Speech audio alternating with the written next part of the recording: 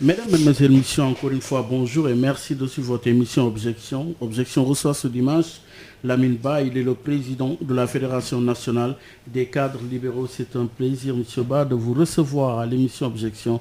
Merci d'avoir bien voulu accepter notre invitation. C'est moi qui vous remercie pour l'invitation et puis profite de l'occasion pour saluer vos auditeurs et vous remercier véritablement et espérant que ce qu'on discutera portera un intérêt pour le Sénégal et les Sénégalais. Comment se porte le PDS, le Parti démocratique sénégalais présentement? Une bonne question. Le PDS se porte bien. Comme tout parti politique, il marche selon ce rythme, ses moyens, selon les objectifs qu'il s'est fixés. Tout dépend de la situation et de l'environnement politique, des problèmes et enjeux qui nous interpellent. Tant mieux, nous avons été dans l'opposition pendant une décennie. C'est en 2000 que nous avons accédé au pouvoir. 12 ans après, nous avons perdu le pouvoir. Donc aujourd'hui, nous sommes là en train de nous reconstruire, en train de nous remettre de cette traversée du désert, parce que depuis la perte du pouvoir... Vous vivez cette traversée comme toute... les tout derniers départs. Oui, c'est une épreuve de la vie. Vous savez, le PDS, c'est un grand parti. Rappelez-vous du PDS post-2000. Avant 2000, je rappelle qu'il ne restait plus grand-chose de ses députés. Il ne restait plus grand-chose de ses grands responsables. Mais malgré cela, le PDS est sorti des ténèbres pour revenir, reconquérir. Là, il y a une différence, ces deux époques. Il y a une différence de contexte. Oui, de contexte. Est-ce que vous ne sentez pas une certaine distance entre vous, d'abord les principaux responsables, puis les militants, et la posture incarnée par votre secrétaire général? Est-ce qu'il n'y a pas une distance aujourd'hui qui affaiblit le Parti démocratique sénégalais? Je ne saurais vous le dire parce qu'à 5 minutes même de l'entrée de ce studio, je viens de recevoir son mail. Donc pour vous dire l'état d'esprit dans lequel il se trouve. La présence physique et le mail, c'est différent quand même. Mais nous sommes dans un monde aujourd'hui, je ne parle même pas de la présence physique, mais nous venons de sortir d'une situation de Covid qui a contraint même les plus jeunes à travailler avec les moyens modernes. Donc que ce soit mais c'est ce que nous vivons avec lui, c'est lui qui décide dans notre parti, c'est lui qui impulse, qui oriente, et je pense que ça, on ne peut trouver mieux. Donc nous, véritablement, il est là.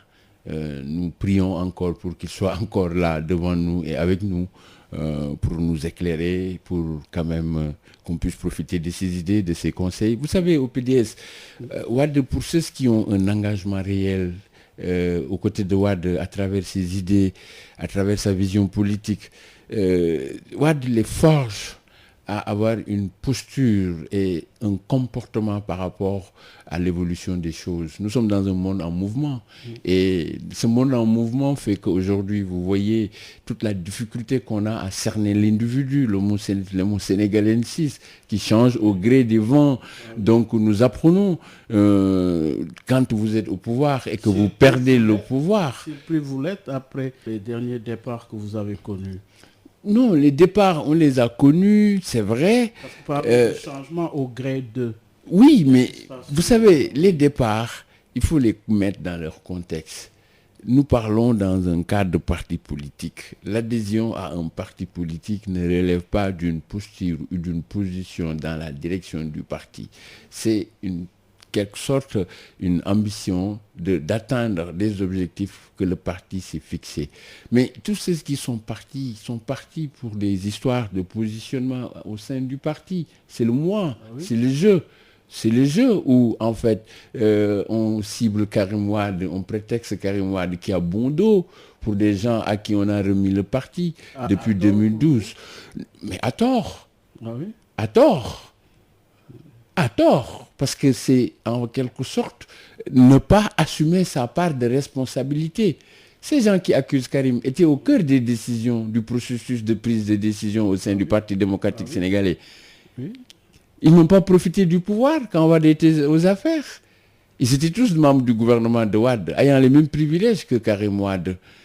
Chacun d'eux a une responsabilité qu'il doit pouvoir assumer, mais c'est trop facile de vouloir tout faire porter par Karim Wade. Des responsabilités, oui, est-ce que proportionnellement, comment vous analysez ces différentes responsabilités? Ont-ils, ceux qui sont partis, plus de responsabilités, oui, dans la situation que connaît actuellement le PDS ou inversement? Mais non, la situation du PDS dépend ou peut dépendre d'un ensemble de facteurs. Vous comprenez?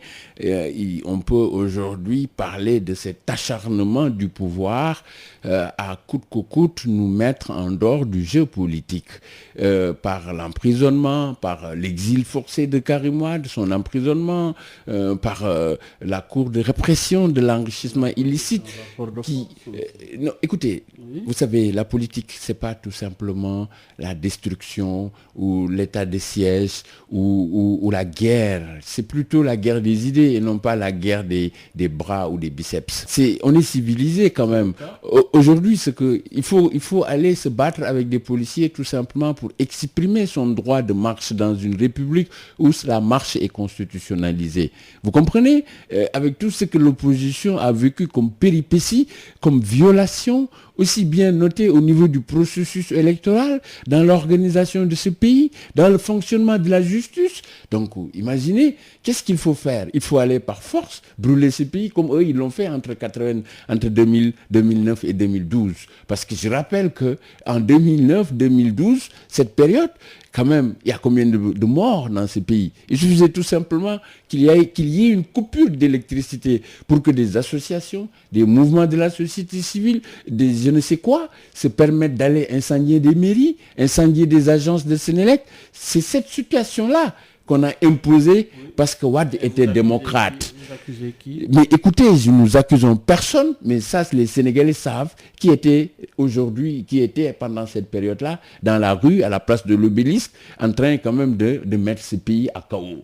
Donc, cette situation passée, le PDS a une culture démocratique. Parce que rappelez-vous de la fameuse loi de je ne marcherai jamais sur des cadavres pour arriver au pouvoir. Nous pensons que nous sommes un pays civilisé, nous sommes un pays qui a une histoire, nous sommes un pays qui a une ambition et que cette ambition, nous devons la poursuivre de la manière la plus civilisée, de la manière la plus respectueuse des droits, libertés, tels que nous l'avons consigné dans notre Constitution. Dans cette trajectoire de démocratisation que le Sénégal a connue, comment appréciez-vous cette gestion du président Macky Sall? Est-ce que la démocratie sénégalaise sous Macky Sall s'est améliorée? Mais la démocratie, la gouvernance démocratique de Macky Sall la démocratie en a tellement pris de coups sous Macky Sall qu'aujourd'hui qu'il est une démocratie bridée, qu'il est une démocratie balafrée, qu'il est une démocratie hypothéquée. Imaginez-vous que dans un pays comme le Sénégal, 2019, qu'un président de la République puisse se permettre de torpiller les textes et règles en vigueur pour exclure des potentiels adversaires à l'élection présidentielle. Voilà le Sénégal où nous vivons. Un Sénégal où le président peut se targuer de vendre à son peuple la bonne gouvernance, la gestion sobre et vertueuse, et se permettre de nous dire qu'il y a des dossiers qu'il a mis sous le coude. Voilà en fait, de façon très caricaturale, la gouvernance de Macky Sall. Vous comprenez? Donc, je pense qu'il ne sert à rien d'être là à faire un constat ou rester dans la simple dénonciation. Nous voulons dire aux Sénégalais que nous comprenons leurs souffrances, que nous prenons conscience de cette déception généralisée pour avoir porté Macky Sall à la tête du pays et que nous nous attelons à trouver les meilleures solutions pour sortir le pays de cette situation et remettre la démocratie sénégalaise. De constat à partir de faits. Oui, de ce point de vue, un nouveau gouvernement a été mis en place. Vous récusez le ministre de l'Intérieur. Pourquoi? Aujourd'hui, lorsque nous jetons un coup d'œil sur le dernier communiqué du Parti démocratique sénégalais, vous récusez le ministre de l'Intérieur. Et pourtant, on ne lui connaît pas d'adhésion à une formation politique ou de militantisme à un parti politique. Mais vous le dites, mais c'est ses propres partisans qui disent qu'il est un militant de l'APR. Je rappelle les propos de Moustapha Diakhaté. Oui, mais Moustapha Diakhaté n'est plus de l'APR. Non, je ne dis pas, mais il est, je pense, très bien placé pour nous l'apprendre. Et d'autres l'ont prouvé et l'ont dit. C'est pas moi qui l'ai dit. C'est pas nous qui l'avons dit. Mieux, mais pourquoi ne pas le juger au fait? Mieux. Il vient d'arriver. Attendez quand même. On le juge. On a le droit de le juger pour l'avoir connu en tant que procureur à la tête de la CREI, qui est une institution controversée, avec des décisions controversées. Nous nous rappelons du film du procès de Karim Wade. Donc, partant de ça, de ce vécu, nous sommes en droit et très bien fondés pour quand même récuser le ministre de l'Intérieur. Mais mieux, ce que les Sénégalais doivent savoir, c'est que la nomination de ce ministre de l'Intérieur prouve nettement que Macky Sall ne veut plus d'élection à date échue. Ah oui? Parce qu'un ministre qui n'a jamais participé au processus électoral, il a besoin de temps pour organiser des élections. Il a besoin de s'imprégner du système. Donc ça veut dire que dans leur agenda caché, ils ne sont pas dans les dispositions. Caché, dites-vous. C'est l'agenda caché, c'est de ne pas tenir les élections à date connue et échue. À quelle fin? Mais au fin de faire comme toujours, comme on a fait avec le référendum, prendre les gens au dépourvu, parce que c'est une question de légitimité. Et que si aujourd'hui nous arrivons à respecter les règles et processus démocratiques, mais vous savez qu'aujourd'hui, Macky Sall, même ses partisans l'ont dit, si l'élection présidentielle était organisée de manière démocratique, de manière transparente, il ne sortirait pas au premier tour. Il allait perdre les élections. On l'avait dit pour la dernière présidentielle, voilà, il est passé au premier tour. Mais écoutez, c'est ce dont il est passé au premier tour après avoir arbitrairement et illégalement écarté ses potentiels adversaires. C'est de la ruse politique. Est-ce que ce n'est pas la fin qui intéresse beaucoup plus les moyens utilisés? Mais non, la fin, c'est... Non, parce qu'il a gagné d'une manière où... Mais vous êtes des démocrates. Rappelez-vous que le Sénégal a connu des situations démocratiques beaucoup plus compliquées que ce que nous vivons. Ce qui n'a jamais empêché les potentiels adversaires, une fois que le vainqueur est déclaré, que le vaincu puisse présenter adresser ses félicitations. Mais c'est sous Macky Sall que nous ne l'avons pas vu. Oui, mais là, tous les adversaires ont systématiquement refusé de lui adresser des félicitations. Oui. Mieux, lui-même s'est rendu compte et l'a dit après l'élection. Qu'est-ce qui est à l'origine de son appel au dialogue du 2 avril 2020? Qu'est-ce qu'il a dit? Qu'est-ce qui a fondé ses propos sur la chaîne de télévision française où il dit qu'il pense qu'il est temps que le Sénégal retrouve un nouveau chiffre? Donc c'est après ce constat d'échec, de volonté manifeste de gouverner de façon unilatérale ce pays, en rompant tous les fondements du consensus exigé dans le processus électoral. Parce que si vous me parlez aujourd'hui de Sénégal, n'oubliez pas que le Sénégal est dans un cercle de pays liés par des conventions et des traités auxquels il n'est pas normal qu'il veuille se dérober. Oui, et c'est ce que nous vivons, c'est ce que nous constatons tous les jours, cette régression démocratique engagée et orchestrée et maintenue par Macky Sall. Vous parlez de rupture de consensus, mais la suite, nous la connaissons avec ce remaniement aujourd'hui qui a enregistré l'entrée d'Idriss Seck. Et dans votre dernière sortie, le dernier communiqué, en parlant de cette coalition, vous la qualifiez de coalition politicienne, fruit de négociations secrètes guidées par des intérêts personnels et aux antipodes des préoccupations des Sénégalais. Oui, aujourd'hui, vous parlez de rupture de consensus. Au départ, Idrissa Seck avait refusé au même titre que l'opposition d'accepter l'élection en tant que telle. Aujourd'hui, Idrissa Seck est allé le rejoindre Alors que vous parlez de rupture de consensus, est-ce que finalement l'histoire ne lui a pas donné raison? Idriss Seck est libre de rejoindre Macky Sall. De toute façon, il était avec Macky Sall. Oui, mais c'est lui qui l'avait quitté. Il est placé deuxième. Oui, mais on parle de faits. On parle des faits. Les faits, c'est que Idriss Seck seul ne serait jamais deuxième. Il est deuxième parce que Macky Sall a voulu empêcher à Karim Wade et à Khalifa Sall d'être candidats à l'élection. Qu'est-ce que cela donne comme résultat? L'émiettement de l'électorat. Au profit de qui? De Idriss Seck, de Ousmane Sonko. Donc, potentiellement parlant, les 20% de Idriss Seck ne lui appartiennent pas. C'est le peuple sénégalais qui a pensé à un moment donné qu'il pouvait vaincre Macky Sall. Ça n'a pas été le cas.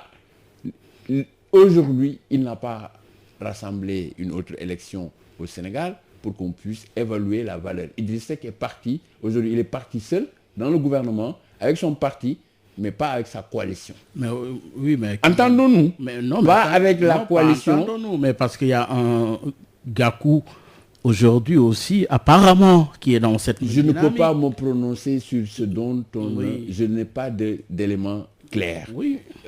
On dit, je n'ai pas encore vu. Je m'en tiens à ça. Je ne peux qu'apprécier la situation d'Idriss Seck. Oui. Idriss Seck, vous dites qu'il est sorti deuxième. Oui, avec l'électorat d'autres partis qui étaient membres de sa coalition et d'autres Sénégalais qui aujourd'hui ne sont pas d'accord et n'apprécient pas son entrée dans le gouvernement. Entendons-nous, ça c'est les faits aussi. Oui, aujourd'hui. Donc, oui. La deuxième chose, c'est que le gouvernement dont vous parlez est intervenu dans quel contexte? Dans un contexte de perte de plus de 500 vies humaines sénégalaises, jeunes, potentiellement viables dans l'économie nationale. Vous voulez parler de l'immigration? De l'immigration clandestine. Oui. C'est dans ce contexte où les Sénégalais ont perdu plus de 450 jeunes dans le ventre de l'Atlantique. Dans un contexte de récession. De 450, quelle est votre source? Mais vous avez entendu, les sources sont officielles. Il y a des pertes quand même, à hauteur de 450. Mais il y a combien de fois qu'on vous a parlé de naufrage depuis les 2 derniers mois?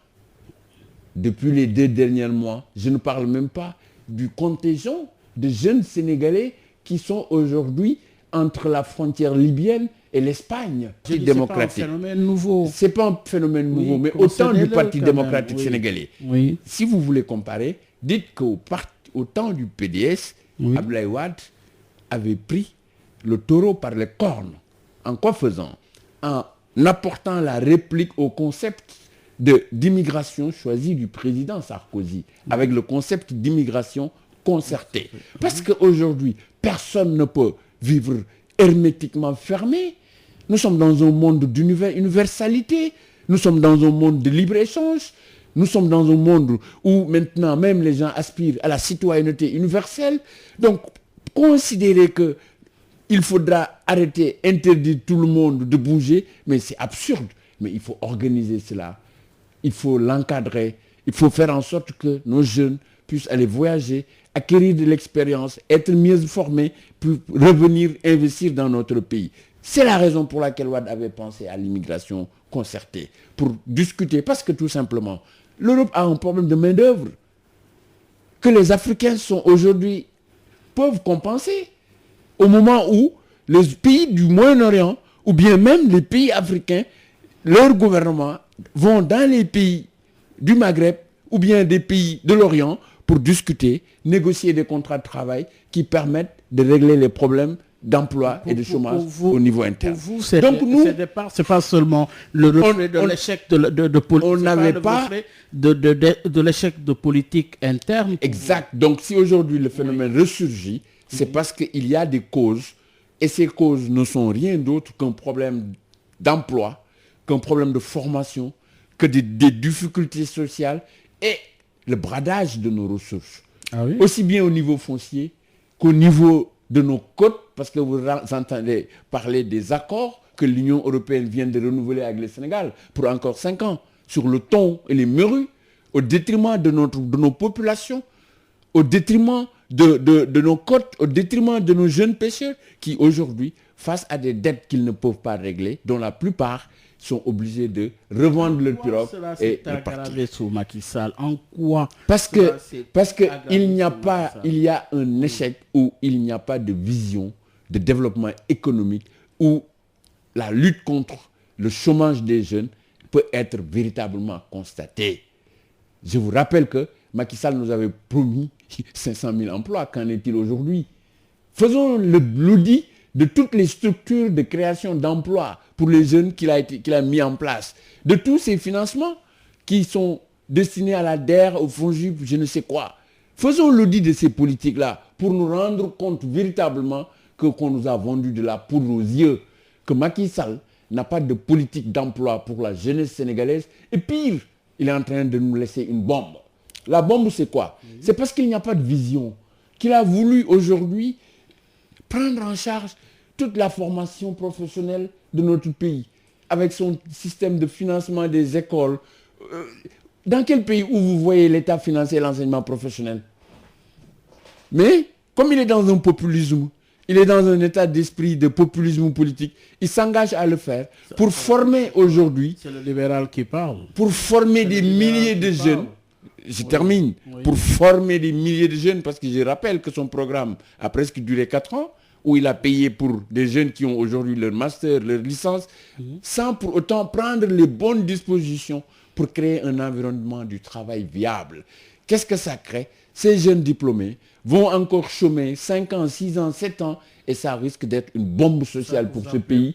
C'est ça qui risque d'être une bombe sociale, parce que tous les pays où les choses ont connu véritablement, où on a connu vraiment une flambée du taux de chômage, ça forcément génère des impacts sociaux qui peuvent aujourd'hui ouvrir la voie au banditisme, à toutes sortes de déprédations de la société, à toutes sortes de déviations de la jeunesse. Donc, oui, c'est un problème de vision que nous dénonçons. C'est un problème de viabilité des politiques publiques mises en place par Macky Sall qui nous ont conduit à cette situation où les jeunes n'ont plus d'espoir. Ils sont obligés de brader la mer pour se retrouver dans un Eldorado européen qui est souvent précaire. C'est ça votre constat.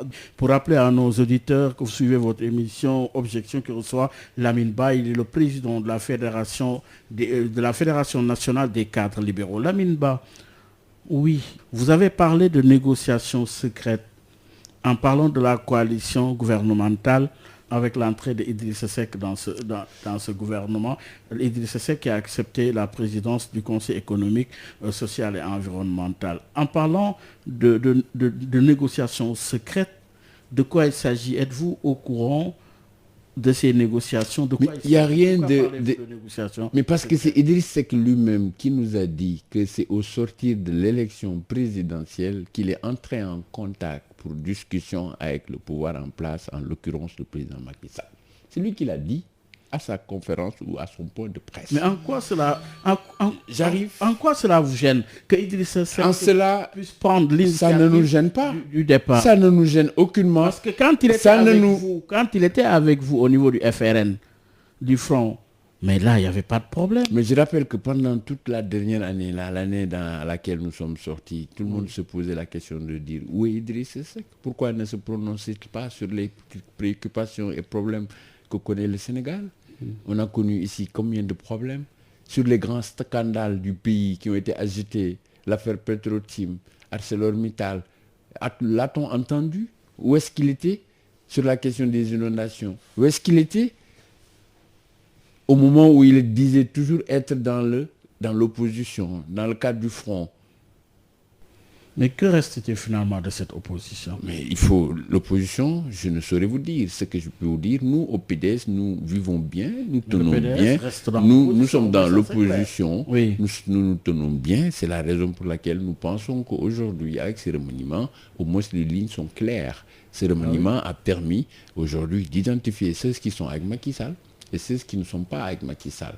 Et qu'il est arrivé le moment pour l'opposition, conscient qu'elle ne peut à elle, aucun parti politique à lui seul ne peut faire face, qu'il est aujourd'hui plus qu'urgent de nous retrouver dans le cadre d'un nouveau pôle politique pour faire face. Oui, parce que vous avez appelé à une opposition large. Oui. Oui, Donc là, vous êtes à la quête encore de partis pour justement construire une alliance, Non, un pôle. Comment cela se nous passe? ne nous disons pas forcément que nous sommes à la quête de partis. Nous avons fait un appel à toutes les forces vives du pays qui sont conscients des enjeux de l'heure et prêts à mener le combat avec nous pour rétablir le Sénégal dans sa dignité démocratique et dans son espoir de développement économique. Le président Macky Sall est exclu. Mais c'est contre le président Macky Sall que nous nous battons. Le président Macky Sall est le premier responsable de cette situation de régression démocratique. Cet appel de la mise en place de la grande famille libérale autour de Macky Sall, vous inspire quoi? Mais écoutez, je ne pense pas que cela soit déjà décent. Parce que si on parle de libéralisme dans ce pays, d'abord c'est Wade qui est là, à la tête de son parti vivant, qui a été le premier, dès la perte du pouvoir en 2014, théoriser la retrouvaille de la famille libérale, prendre le temps même d'y écrire et de l'annoncer, sans pour autant... Une période de 50 ans de Non, parce que la politique, c'est des idées, Moumar. C'est des idées. Et ces idées ne sont que des référentiels. Donc, on ne peut saurait faire la politique. Wade, c'est un homme d'idées, de références. Oui. C'est ça la marque Wade. Donc, il pense que lui, en tant que libéral, en tant que démocrate, il a la responsabilité de rassembler la famille pour la postérité, non pas autour de sa personne, parce qu'il ne cherche plus rien, Abdoulaye Wade. Son appel a été fait après qu'il a été président de la République. Donc, c'était pour que les gens puissent être objectifs, puissent se retrouver au-delà des problèmes de personnes, des problèmes de niveau, mais suivant l'intérêt du Sénégal, en étant objectif, en étant moderne, pour pouvoir faire face aux défis du moment. Malheureusement, les gens sont toujours dans des logiques de politique politicienne. On l'a courte vue, prennent les choses parfois à travers, mais c'est leur problème. Wade reste toujours ferme et convaincu par rapport à ses idées, par rapport à son engagement politique, et tous ceux qui partagent aujourd'hui cette même vision sont avec lui en train de travailler pour voir comment sortir le Sénégal de cette situation. Pour la constitution de cette alliance. Vous savez, pour l'instant, je ne rentre pas dans la personnalisation. Ce que je puis vous dire, nous avons l'expérience des coalitions. Je peux vous assurer que depuis 2012, date à laquelle nous avons perdu le pouvoir, il n'y a pas une seule coalition au Sénégal que nous n'avons pas créée ou à laquelle nous n'avons pas pris part et de façon très active. Étant entendu, cela est une expérience qui nous permet aujourd'hui, nous sommes conscients qu'il nous faut un large rassemblement, mais nous allons faire en sorte que ce rassemblement-là ne portera pas sur des personnes, mais portera sur des causes communes, sur des préoccupations communes, sur une vision de faire face à ce pouvoir autour de deux choses. Le rétablissement de la démocratie. Parce que le pôle que nous constituerons sera un pôle pluriel, un pôle avec beaucoup peut-être d'obédience, avec peut-être beaucoup de trucs. C'est bien d'en savoir un peu plus. Mais voilà, ce sera un pôle qui regroupera les partis politiques, qui regroupera des forces vives du pays, qui regroupera des mouvements, qui regroupera des Sénégalais qui aujourd'hui se sentent responsables devant l'impuissance que nous manifestons par rapport à cette situation-là. Ce sont les missions. Écoutez, ce sera une plateforme, politique où nous aurons un cahier de charge avec une plateforme revendicative qui sera commune, que nous combattrons ensemble pour l'obtention de ces objectifs. Depuis l'annonce de la mise en place de cette nouvelle plateforme, avez-vous écho justement des partis intéressés par cette initiative? Nous avons fait un appel. Oui. Nous parlons à tout le monde. Oui. Je rappelle qu'avant cet appel-là, nous ne sortons pas comme ça pour faire des appels. Abdoulaye Wade, bien qu'il est là, mais il consulte. Il parle avec des gens. Il écoute le peuple. Il est un chef de parti. Donc il ne peut qu'aller dans le sens où il est attendu par son peuple. Mais alors, au sortir justement de la mise en place de ce nouveau gouvernement, on a senti un affaiblissement de l'opposition. Oui, est-ce que vous l'avez constaté? Mais non, moi je ne suis pas d'accord de ces façons de considérer l'opposition au nom ou sur le simple fait des partis de la volonté des partis politiques. L'opposition, il faut comprendre d'abord, c'est le peuple. Dans un pays normal, la première opposition, c'est le peuple. C'est le peuple. Maintenant, nous avons une tradition d'une opposition plurielle. Depuis 1993, l'opposition a été toujours plurielle. C'est toujours le cas. On ne peut pas aujourd'hui enregistrer un certain nombre d'acquis démocratiques, avoir perdu combien de vies au nom de la démocratie, comptabiliser des acquis réels et vouloir considérer que les choses doivent pouvoir évoluer tout simplement au gré d'un prince qui veuille non pas consolider les acquis, mais déstabiliser tout un système au profit de ces simples intérêts. C'est cette situation qui doit amener les Sénégalais à s'émouvoir. Non pas de vouloir considérer qu'un rapport de force, c'est une question de nombre. On ne peut jamais aujourd'hui parler d'un rapport de force dans un pays où les baromètres qui doivent permettre de constater le rapport de force sont biaisés. Quand les droits de marche dans un pays, les droits des partis politiques, l'expression libre et démocratique est compromise, des libertés hypothéquées, mais peut-on parler de rapport de force? Il faut parler d'une société malade, d'une démocratie qui aujourd'hui mérite que les gens puissent s'arrêter et évaluer. Donc, pour moi, les rapports de force, ce n'est pas une question de majorité, parce que la majorité, ce qui permet de la définir, c'est des élections libres, transparentes et démocratiques. Et c'est ce qu'on n'arrive pas à avoir depuis l'accès de Macky Sall au pouvoir. S'il n'est pas en train de torpiller le processus électoral, il est en train de tout faire pour empêcher de potentiels adversaires, il est en train de confisquer, de violer le calendrier républicain. Tout ça, c'est problématique. C'est des facteurs réels qui empêchent qu'on puisse parler de rapport de force. Dans les pays civilisés, en France, on parle de rapport de force parce que les gens, s'ils ne sont pas contents, sans difficulté, ils sont libres d'aller marcher, se compter, et ça permet une libre appréciation des aspirations sociales. On organise des élections libres, mais au Sénégal, ce n'est pas le cas. Pour marcher, c'est la corvée. Pour voter des lois, si les Sénégalais veulent marcher, on sort l'armée, la police, la gendarmerie, on met le pays sous état de siège. Lamine Ba, vous avez connu quand même un processus. Vous avez été au niveau du FRN. Vous avez observé un silence, un long silence. Après, c'est la reprise de vos activités dues justement au contexte Covid-19 dans lequel se trouve présentement le Sénégal. Après, vous avez également, de ce point de vue et dans cette même dynamique, justement appelé à une large opposition.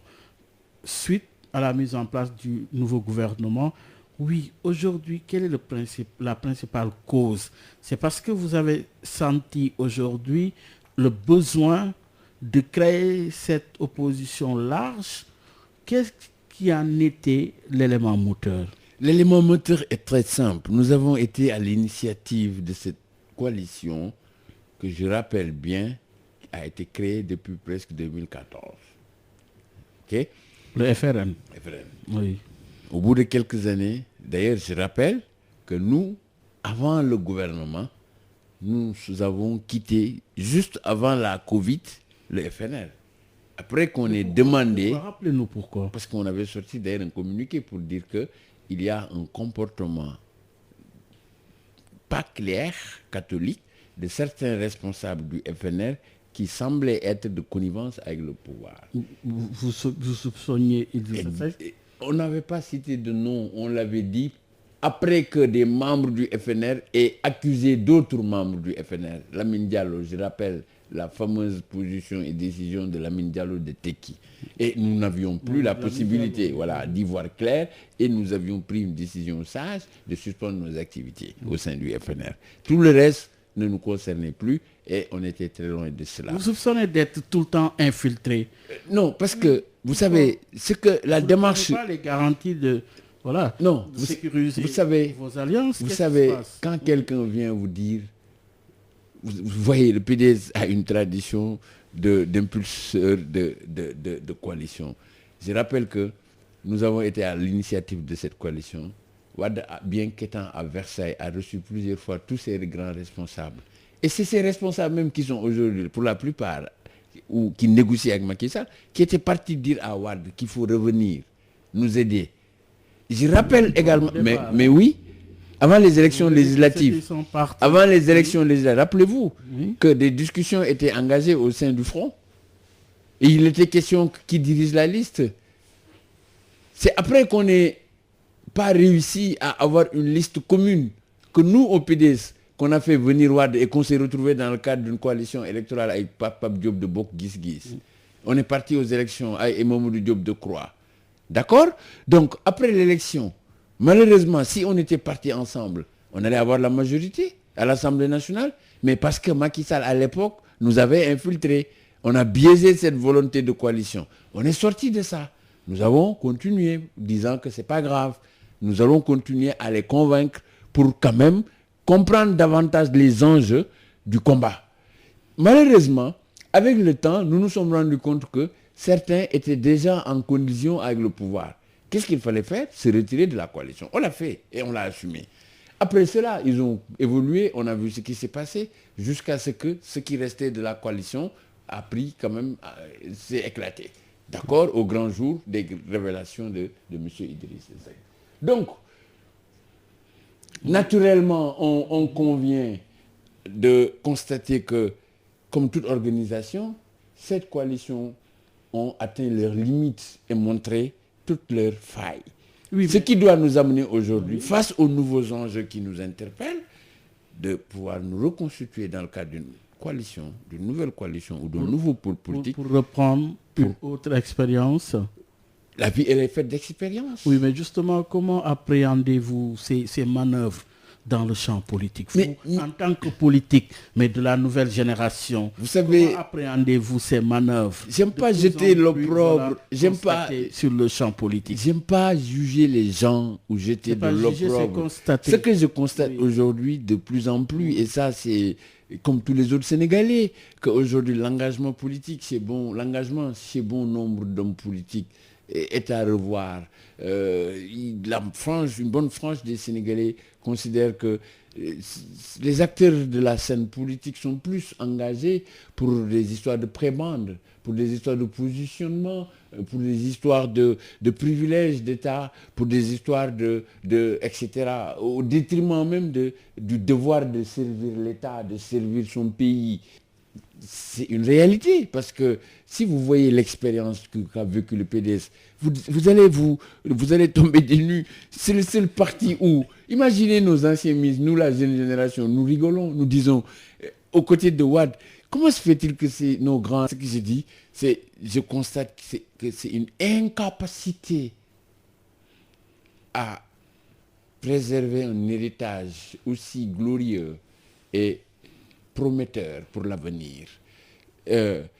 C'est comme si ces grands-là n'étaient là que pour des questions, non pas d'engagement pour le Sénégal, de reniement par rapport à ce que le PDS a fait pendant ces 12 ans. Parce qu'il n'y a que le PDS dans l'Afrique où vous voyez un parti, après 12 ans d'exercice des pouvoirs, ces anciens premiers ministres, ces anciens ministres d'État, tous ces grands dignitaires, n'hésite même pas. Le socialiste avait connu ça. N'hésite. En 2000.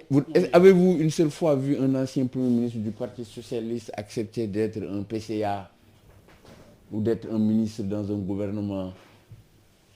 Il y a problème. Mais c'est quoi la cause? Il faut aller leur demander.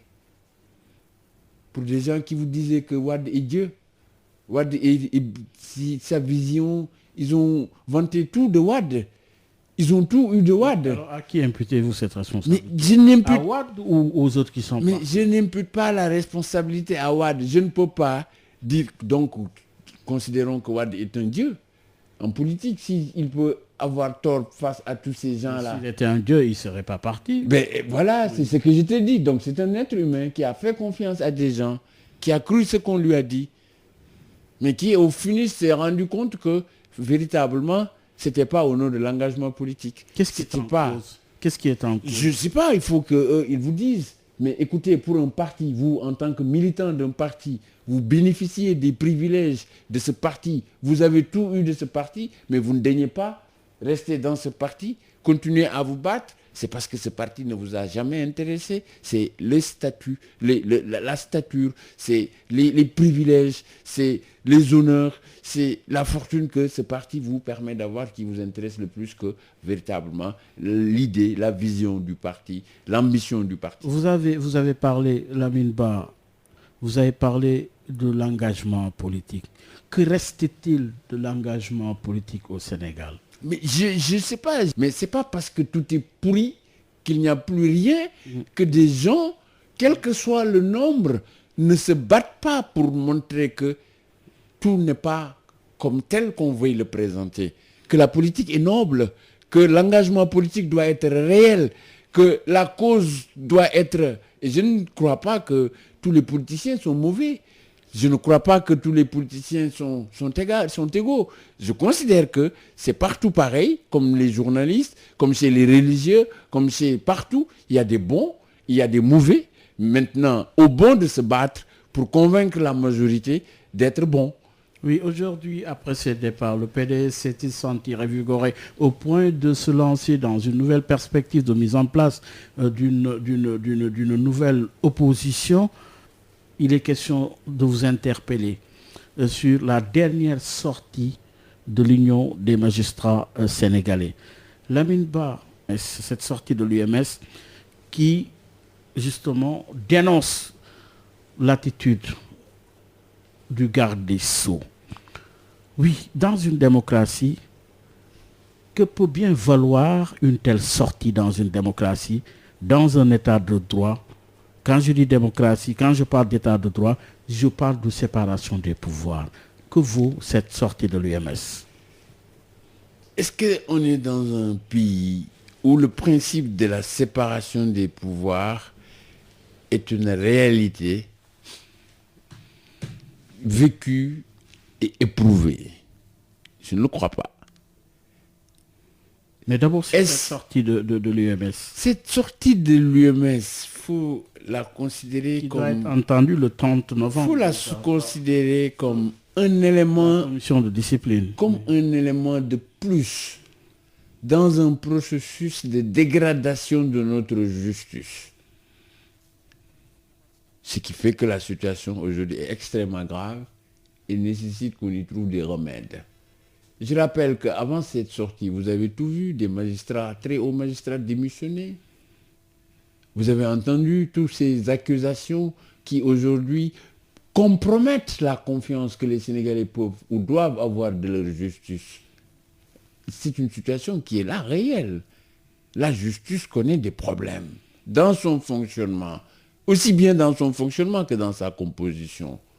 Maintenant, à qui imputer la responsabilité? Moi, je ne l'impute pas à la justice, je l'impute au président de la République. Pourquoi? Mais parce que c'est lui. C'est à lui qu'on a confié le bon fonctionnement de nos institutions. C'est lui qui est le garant du bon fonctionnement de nos institutions. C'est lui qui a le pouvoir politique à même aujourd'hui d'apporter les correctifs et d'apaiser l'environnement, permettre que la justice puisse être une justice indépendante, que le fonctionnement de la justice puisse se faire de la manière la plus correcte, que les Sénégalais justiciables puissent être pris en compte de façon convenable. Dans ce dossier, mais le PDS ne s'est pas prononcé sur le cas Souleymane Teliko, le président de l'UMS. Mais sur le cas Teliko, on ne peut pas nous considérer qu'il y a un cas Teliko. Nous attendons la fin du processus pour pouvoir se décider de cette situation-là. Monsieur Teliko, c'est un magistrat à la tête d'une corporation qui s'est prononcé sur des choses dont les gens disent qu'il n'a pas le droit. On attend. On l'a convoqué pour l'entendre. On attend. Oui. Il faut attendre que le processus soit terminé pour que notre parti puisse, s'il y a besoin de se prononcer sur la question, qu'on s'y prononce. Mais ce que nous devons constater et noter, c'est qu'aujourd'hui, il y a de sérieux problèmes dans le fonctionnement de la justice du pays et son indépendance est de plus en plus hypothéquée et malmenée. Conséquences, qu'est-ce que ça peut entraîner comme conséquence? Mais les conséquences sont énormes. C'est des conséquences à la fois sociales, économiques, politiques. Parce qu'une justice qui n'est pas indépendante, une justice qu'on reproche de ne pas fonctionner correctement, empêche les investisseurs d'avoir la quiétude de venir investir dans notre pays. Une justice qui n'est pas indépendante crée une situation de frustration, d'injustice sociale qui demain peut avoir des conséquences incommensurables. Donc la situation elle est extrêmement grave et il est plus qu'urgent que le président de la République puisse prendre les bonnes décisions et véritablement arrive à apaiser le climat au niveau du secteur de la justice. Au-delà même du problème de l'UMS, il y a le problème des travailleurs de la justice qui a traîné depuis des années. Qu'en est-il? Il y a des problèmes aujourd'hui pour les Sénégalais de pouvoir que leurs problèmes puissent être résolus par la justice. Il y a aujourd'hui des gens qui sont là pendant des années dans les prisons sans pour autant être jugés. Il y en a en pagaille. Donc il y a d'énormes dysfonctionnements qu'il urge de remédier si nous voulons véritablement permettre à ces pays de se développer. Oui, vous avez justement évoqué le sujet, mais sous l'angle sous-régional, avec ce qui se passe dans la sous-région. En Guinée, vous avez constaté la problématique du troisième mandat, ce que ça a entraîné comme situation. En Côte d'Ivoire également, vous avez constaté le même phénomène. Le Mali, oui, le Sénégal a reçu le président de la transition qui est dans nos murs. Alors, oui, Lamine Ba, aujourd'hui, la problématique du troisième mandat se pose également dans la sous-région. Qu'est-ce que cela vous inspire, vous, cette problématique du troisième mandat? Je pense qu'au Sénégal, c'est vrai. En Afrique, le problème est là. Côte d'Ivoire, la Guinée, c'est vrai. Et ça nous guette. On en reparle. Parce que tout simplement, le débat n'est pas... comment puis-je dire, c'est ceux qui sont au pouvoir qui alimentent les débats. C'est les tenants du pouvoir qui alimentent les débats. Ils y ont intérêt. Je ne sais pas pourquoi ils le font. Le font-ils pour sonder l'opinion? Ont-ils des velléités d'un troisième mandat?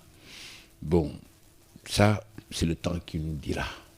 Mais ce qu'il y a lieu de retenir, le mandat n'appartient à aucun homme politique. Le mandat appartient au peuple sénégalais. Si demain le peuple voulait mettre terme à un mandat, il met terme à un mandat. Ça, c'est un qu'il faut comprendre. La deuxième chose, le débat est réglé au Sénégal, à moins qu'on veuille leur faire revenir. En 2012, j'aime le raconter, je considère Macky Sall comme l'incarnation du refus du troisième mandat. Cela ne veut pas dire que je suis pour ou contre. Mais lui, il est l'incarnation du refus du troisième mandat. Quand la question s'est posée au Sénégal, il fait partie des acteurs politiques qui ont pris un matelas pour aller à la place de l'Obélisque. Il fait partie des hommes politiques qui avaient appelé les Sénégalais à refuser cela. Donc si aujourd'hui il arrive au pouvoir, qu'il veuille un troisième mandat, après avoir dit aux Sénégalais qu'il a épuisé ses mandats, c'est son problème. Les Sénégalais se décideront le moment venu. Mais vous, au niveau du PDS? Nous, on est très loin de ça. Aujourd'hui, je vous ai dit, le PDS a des grands chantiers. Le chantier le plus important, c'est la réorganisation et la restructuration de ces structures. C'est pourquoi nous avons lancé récemment l'opération de vente et de placement de nos cartes. Mais on a vu que ça a créé des remous quand même, avec Baragay dans sa localité. C'est pas des remous. C'est pas des remous. C'est quoi? Ce qui s'est passé, il n'y a pas de remous avec Baragay. Baragay était un frère de parti qui a été invité au même titre que tous les autres secrétaires généraux nationaux, membres du secrétariat, membres du comité directeur. Il n'est pas venu. Oui, et ça a suscité la colère du secrétaire général de votre parti. Terminez-moi. C'est pas ça qui a suscité la colère du secrétaire général. Des jeunes se réclamant de lui sont venus saboter le parti, agresser le parti avec des pompes à gaz, avec des barres de fer dans notre permanence nationale. Abdoulaye Wade a la charge, en qualité de secrétaire général national du parti, de veiller à la sécurité des militants, des biens du parti et de la permanence nationale. Vous comprenez? Donc c'est ce qui s'est passé. À part ça, l'événement s'est très bien déroulé. La commission nationale a été installée et que nous devons nous atteler très bientôt. Mais qu'est-ce qui se passe avec Bara Gaye? Je ne saurais vous le dire, il faut aller lui demander. Oui, mais je n'en ai aucunement connaissance. Vous avez parlé de situations difficiles lors de la vente de ces cartes. Non, ça c'est, j'ai dit, des jeunes qui sont venus. Mais c'est des jeunes proches de Bara Gaye. À lui maintenant de nous dire qu'en est-il. À lui de dire qu'en est-il. Est-ce qu'il a été interpellé par la direction du parti? Ça, je ne saurais vous dire parce que je ne suis pas dans les structures qui s'occupent de ça. Nous sommes un parti organisé. Vous n'êtes pas à l'aise pour en parler? Non, ce n'est pas question d'aller. Si vous êtes là, vous avez lu le président, le secrétaire général national en charge des conflits de Douad, qui a fait une sortie sur la question pour dire que notre parti s'est saisi de l'affaire et que le rapport, il a fait un rapport au président Abdoulaye Wade et qu'il s'attellera. Je ne saurais vous le dire parce que je n'ai pas eu connaissance d'une situation où on a posé le cas Bara Gaye. Je ne saurais vous dire qu'il y a un cas Bara Gaye. Lui aussi n'a pas jusqu'ici réagi. Je ne saurais. Et c'est à lui seul de vous répondre. Je ne saurais moi répondre à sa place, pour vous dire la vérité. Donc c'est ça que je peux vous dire par rapport à cela. Mais ce qui est le plus important, c'est que ça n'a pas empêché la tenue de cette manifestation. Donc ça, c'est un projet du PDS. Comme aussi nous avons d'autres projets en interne comme à l'externe. Donc, oui, mais les projets à l'interne, c'est quoi? C'est quand même le placement des cartes et le renouvellement des structures. Ça, vous le sous-estimez?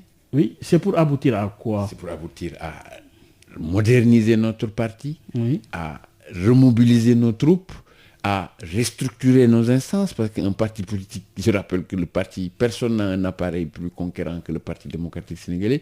Nous avons des militants, des structures dans toutes les sections, dans toutes les communes du Sénégal, dans tous les départements du Sénégal, dans tous les villages du Sénégal, le coin du Sénégal. Donc ce parti, cet appareil, il faut l'organiser, il faut le rendre attractif, il faut le rendre conquérant et il faut le projeter vers l'avenir. Oui, vous apprêtez à aller en congrès. Donc, quand on parle de processus de vente des cartes, il est toujours clôturé par un congrès, évidemment. C'est ce qu'ils auront des ambitions pour diriger le parti, le manifesteront et les militants décideront. C'est ça la démocratie interne du parti. Mais pour l'instant, le leadership est géré par qui? Mais par Abdoulaye Wade, qui est le secrétaire général national. Alors, oui, donc vous êtes dans un projet de redynamisation du Parti démocratique sénégalais, un projet également d'élargissement donc de l'opposition. Aujourd'hui, cette opposition face à la coalition présidentielle, aujourd'hui, est-ce qu'il s'agit là de construire une alternative?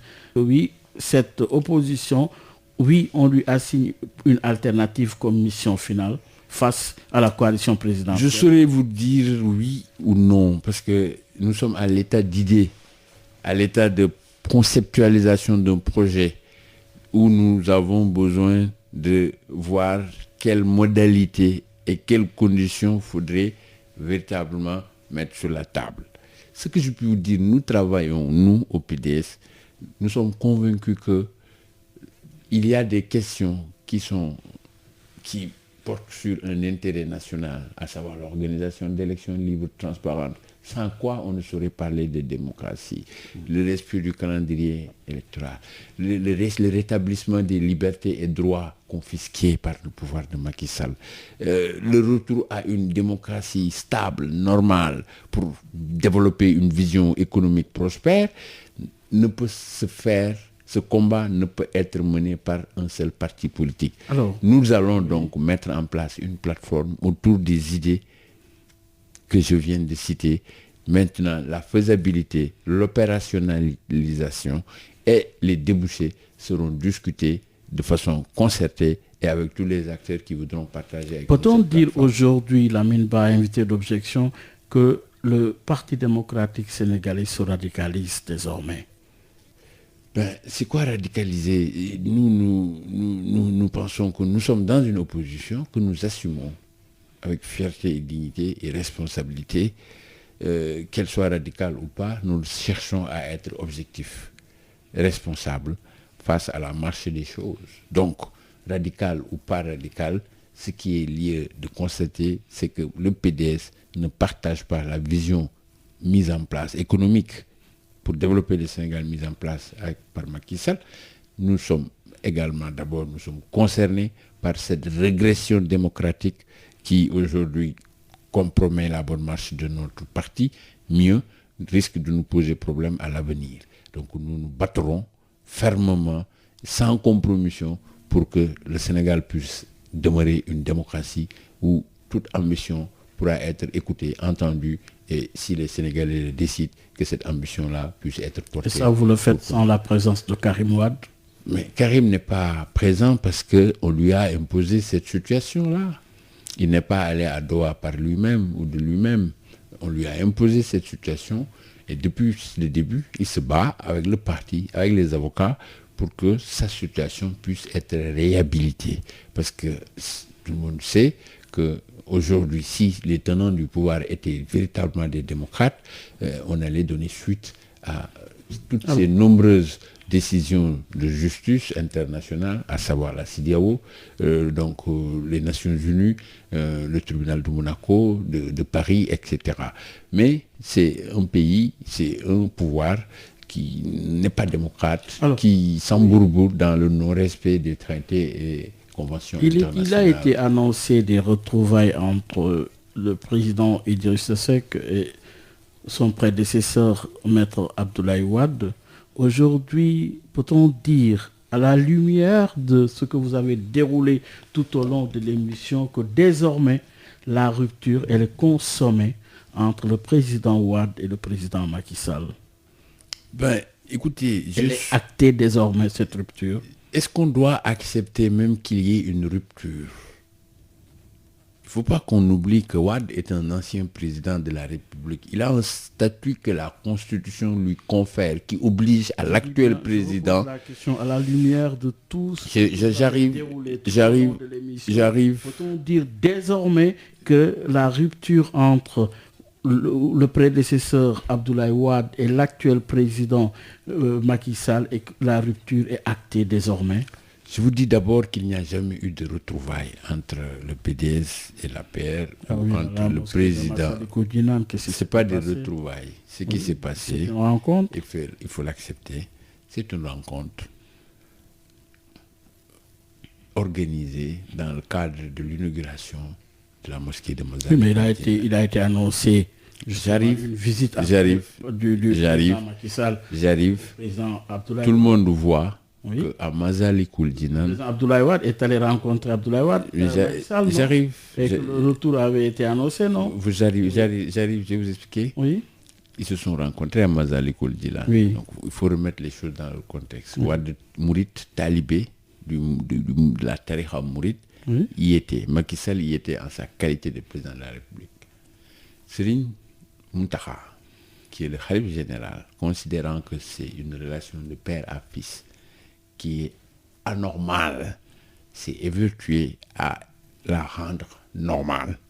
C'est de cela qu'est née la promesse d'une visite, parce que Wade devait aller en premier, parce que Macky Sall est le président de la République du Sénégal. Oui. On n'a aucun problème pour ça. Oui, il l'a fait. Donc, cela ne veut pas dire une retrouvaille, parce que retrouvaille suppose des gens qui étaient ensemble. Depuis 2012, nous n'avons jamais été ensemble avec Macky Sall. Oui. C'est bon de le savoir. Nous avons toujours été dans l'opposition. C'est acté ou pas?